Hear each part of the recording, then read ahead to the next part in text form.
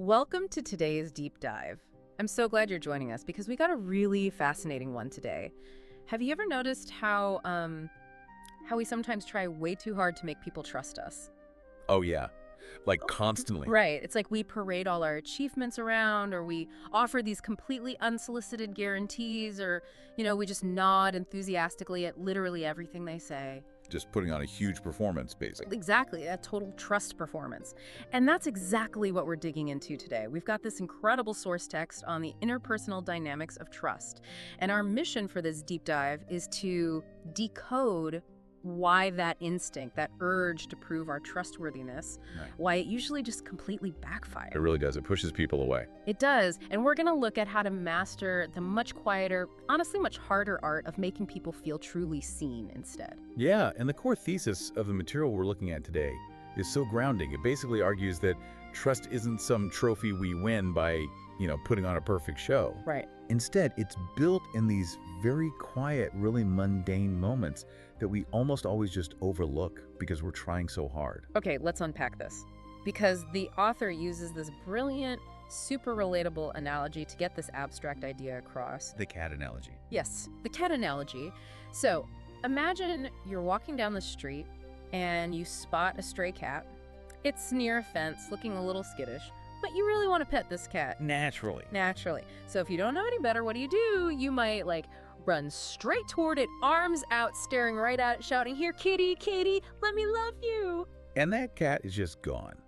I mean, it is under the nearest parked car before you even finish your sentence. Every single time. Because it perceives all that forward, enthusiastic energy as a threat, right? The harder you chase it, the faster it runs away. Exactly. But if you just walk into the space, sit quietly on the floor, show that you're present, but totally respect its space. You just exist there. Right, you just exist.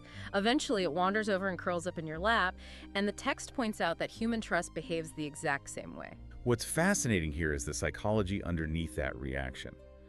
Because true trust isn't established by us aggressively asserting our own credibility.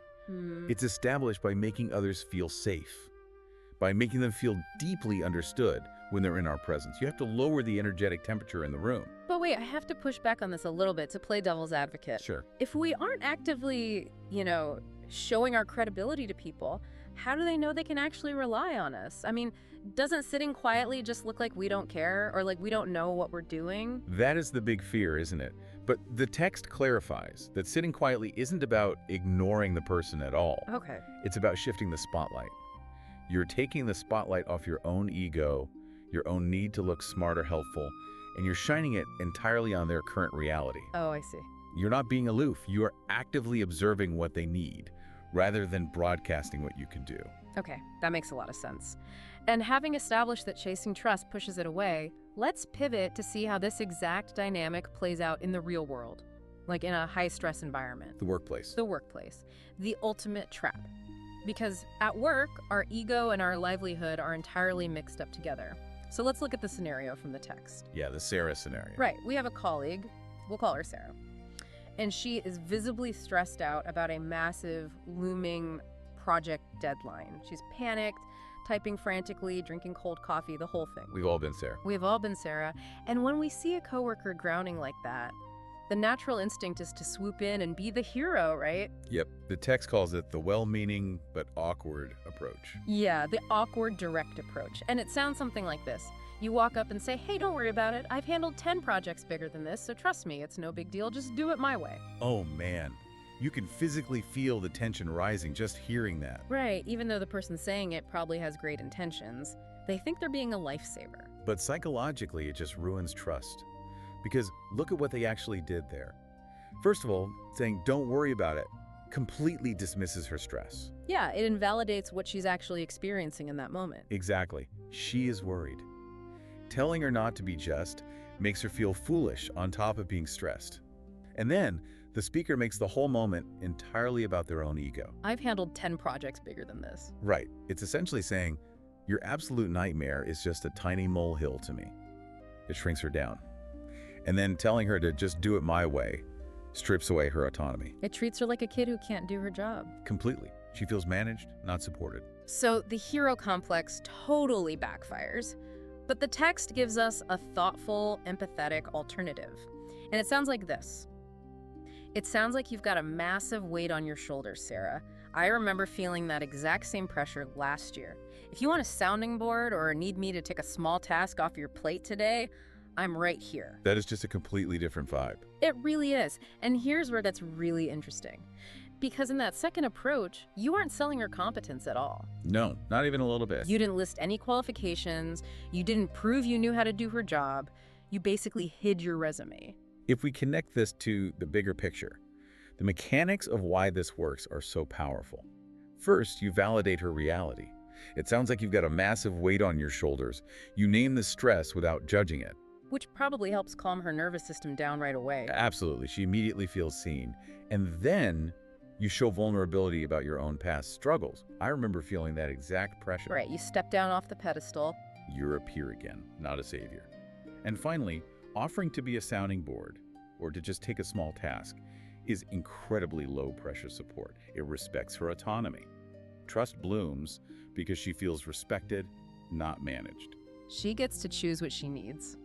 It's the cat analogy again. You walked into her chaotic office, but you didn't lunge at her and grab the project.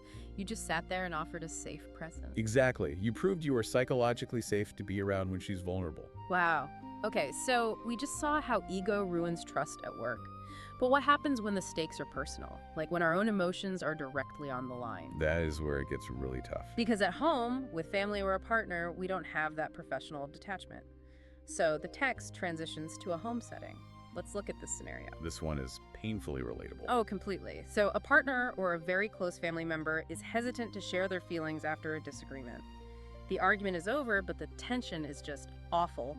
They're closed off, staring at the wall, and the silence is agonizing. It's agonizing because a disconnected partner feels like a massive threat to our nervous system. Yes, we panic. And that panic drives us to prioritize our own comfort over everything else. So we use the direct, frustrated approach. We say, look, you just need to tell me what's wrong. How can we fix this if you won't talk to me? I promise I won't get mad. Which is just, wow.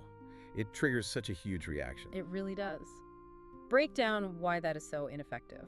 Well, instantly, it puts the other person on the defensive. You're demanding that they communicate, which tells them they are failing the interaction. You just need to tell me. It's an order. Right. And then, how can we fix this if you won't talk to me? Shoves the entire burden of fixing the relationship onto their shoulders. But the worst part is the end. I promise I won't get mad. Why is that the worst part? Because it makes honesty feel like a trap. If you have to explicitly promise not to get mad, their brain immediately translates that to, oh, they are barely holding back their anger right now. Wow. Yeah. It's conditional safety. They know if they say the wrong thing, that promise is gone. It is exactly like yelling at the cat to come sit on your lap. It completely prioritizes the speaker's desperate need for an immediate solution over the other person's actual feelings. You just want the conflict over with so you can stop feeling anxious. You're treating their emotional state as an obstacle. We want a quick fix for our own discomfort. Okay, so how do we handle this without forcing it? The text offers a gentler, more indirect approach. And it takes a lot of restraint. It really does. It sounds like this. Take all the time you need. I know I can sometimes be hasty in trying to fix things, but I'm here to just listen whenever you're ready. This raises an important question about how we actually dissolve people's defenses. Because in this second approach, you step back entirely. You acknowledge your own flaw, right? I know I can be hasty. Yes, you take the harsh spotlight off their silence, and you shine a very forgiving light on your own impatience. You're basically saying, I know my anxiety makes this harder for you. Which removes all the pressure. Exactly. You prioritize their comfort and their timeline over your own need for an immediate fix. You show that you can handle the awkward silence without blowing up or abandoning them. You're just sitting on the floor with the cat again. Just sitting on the floor. Letting the silence exist without treating it like the enemy. And bringing this full circle, I think that really gets to the heart of what the source material is trying to tell us. Yeah, absolutely. Winning trust isn't this complex, aggressive strategy. It's the art of whispering rather than shouting.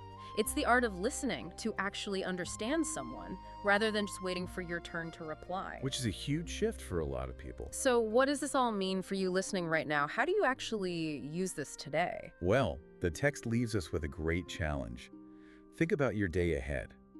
What is one small conversation you're going to have today where you can actively stop proving yourself and start simply holding space for someone else. Just one conversation. Just one.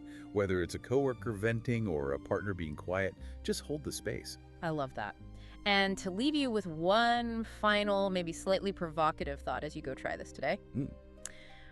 When you try to hold space for someone, I want you to pay very close attention to your own internal silence. What's going on in your own head? Exactly. Ask yourself, in those quiet moments, are you actually just pausing to load your next argument?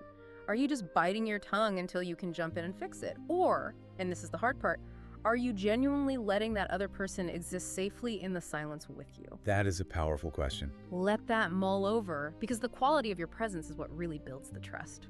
Thanks so much for joining us on this deep dive, and we'll catch you next time.